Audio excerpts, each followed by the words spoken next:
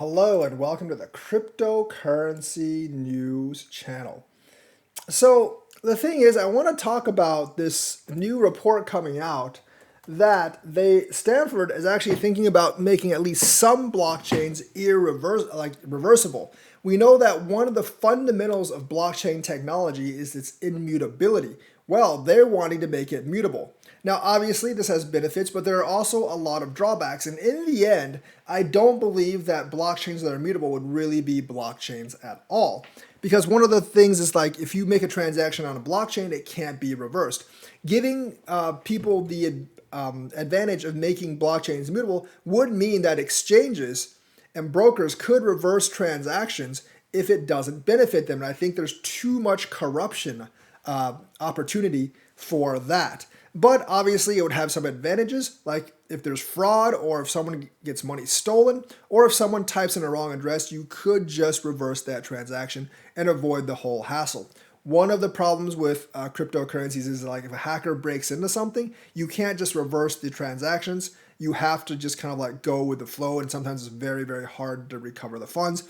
Whereas if like there's a fraudulent bank transfer, they can just reverse the transaction, and that kind of like goes away a lot of the time. Now, reversing transactions might be very hard on blockchain anyways, at least for the ones that are decentralized. Because the ones that are actually decentralized, you would actually have to get consensus to actually reverse the blockchain. And getting that consensus might be very, very hard, especially if one of the validators happens to be one of the people like committing the fraud. So the thing is, like, by the time you get all of that, it actually might be too late to actually do anything, because even in terms of like reversing transactions on traditional finances, there is actually a time limit on like when and how you can actually do that. So like trying to get all like, X however many X validators to actually reverse a certain transaction, I think that could actually go over as like some kind of time limit and you wouldn't be able to reverse it anyways.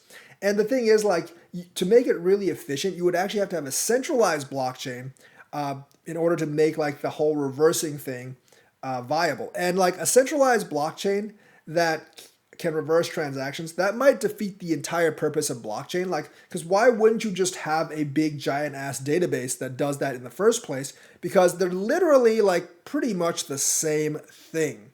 So there's a lot of questions that actually have to be asked, and that's why I'm generally against blockchains and transactions on blockchain being reversible instead of immutable. I do think blockchains should actually stay immutable for the most part. Now, like I'm sure like for some private chains, they will actually be able to make them like reversible.